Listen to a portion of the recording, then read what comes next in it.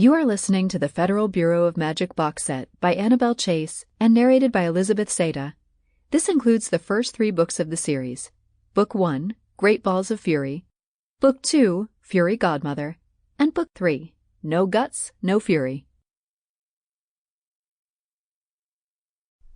You're listening to an audiobook presentation of Great Balls of Fury by Annabel Chase, narrated by Elizabeth Saydah.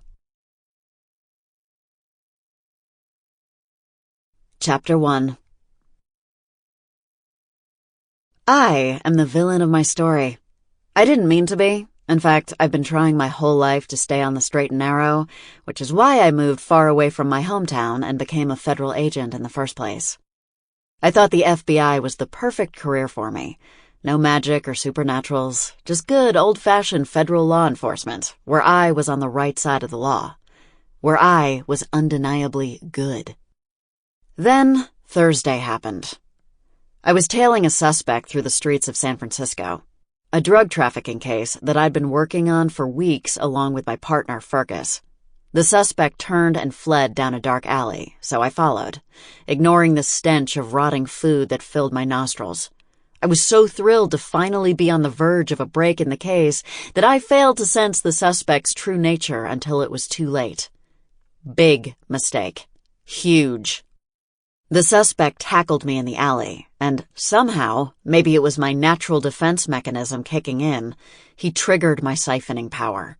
For the next few minutes, I was a bloodthirsty vampire, which would have been fine, except for the fact that Fergus had followed me into the alley. The real vampire staggered off in one direction, and Fergus took one look at the fangs protruding from my mouth and took off in another. Unfortunately, my partner didn't run as fast as me. Fergus carried a little extra weight around the middle that slowed him down.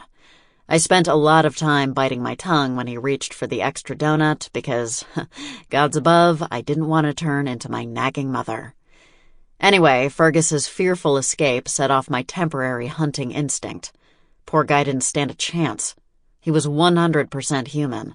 He had no clue about otherworld or the supernaturals that lived right here, hidden in plain sight.